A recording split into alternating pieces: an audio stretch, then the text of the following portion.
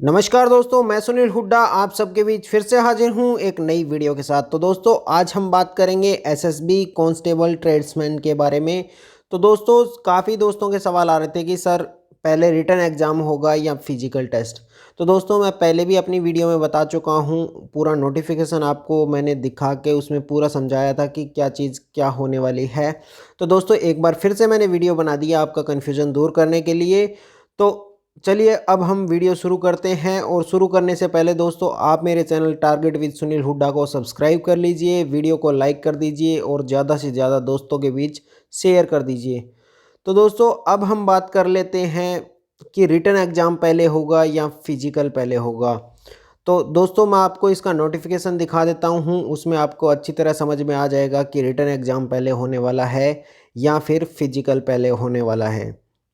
तो चलिए दोस्तों ये है जो एसएसबी का नोटिफिकेशन आया था दोस्तों, इसमें जो 12 नंबर सीरियल है उसमें दिया है सिलेक्शन प्रोसेस। तो सिलेक्शन प्रोसेस में इन्होंने बताया है दोस्तों कि जो फिजिकल एफिशिएंसी टेस्ट होगा वो पहले होगा, उसके बाद होगा फिजिकल स्टैंडर्ड टेस्ट।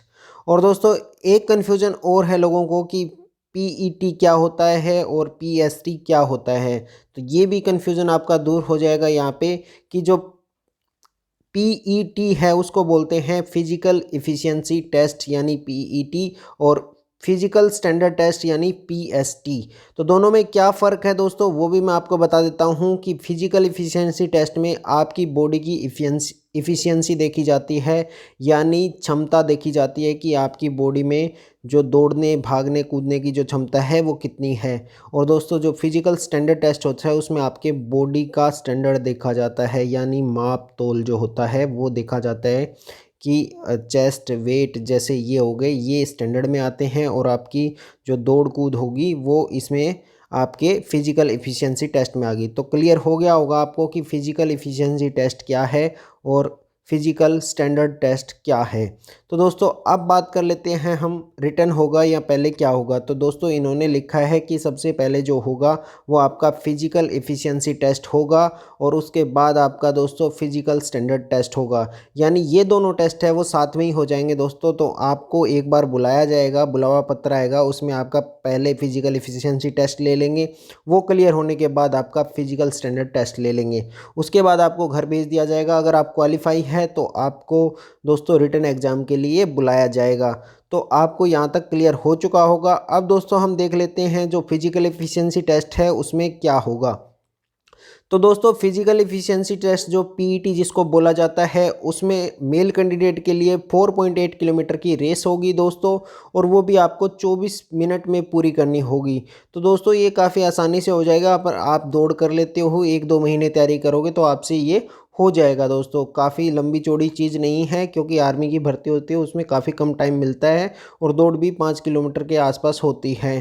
तो दोस्तों ये आपके लिए काफ़ी कम रहेगा। और फीमेल कैंडिडेट के लिए 2.4 किलोमीटर की रेस है 18 मिनट में। तो फीमेल भी अपना हौसला रखें, और वो थोड़ी अगर दौड़ में कोशिश करेंगे तो वो भी पास हो जाएंगे।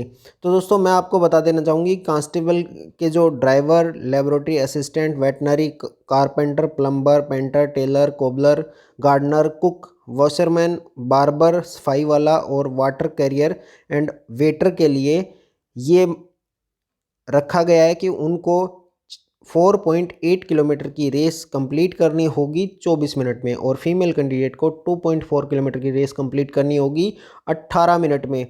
तो दोस्तों एक्स सर्विसमैन जो भी है उनको एग्जेम्प्ट किया गया है पीईटी से, उनको पीईटी नहीं देना होगा।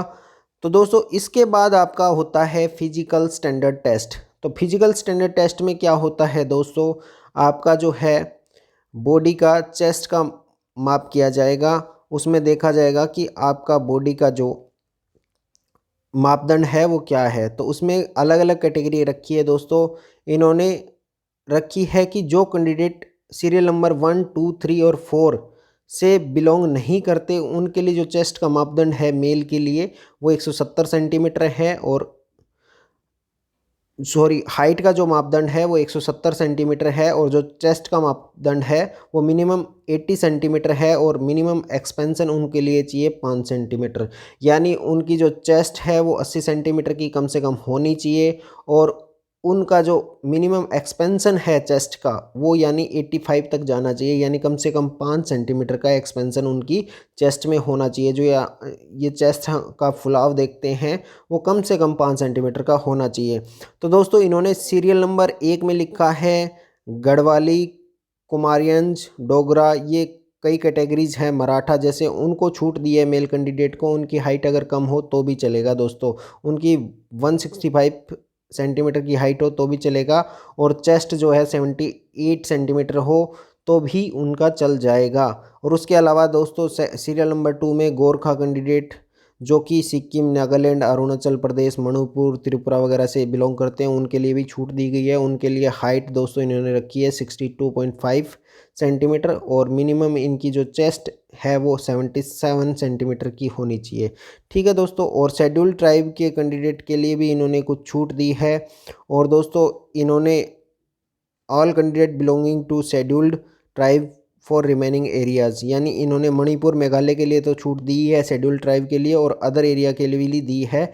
लेकिन जो मणिपुर, सिक्किम, नागालैंड, अरुणाचल से बिलोंग करते हैं उनके लिए 160 सेंटीमीटर आपकी हाइट होनी चाहिए, और अदर जो शेड्यूल ट्राइब के अदर एरिया के जो कैंडिडेट है उनकी 162.5 सेंटीमीटर उनकी हाइट होनी चाहिए। तो दोस्तों ये अगर आपको अपनी कैटेगरी के हिसाब से नोटिफिकेशन देखना हो तो नोटिफिकेशन में पढ़ लेना, अच्छी तरह दी हुई है।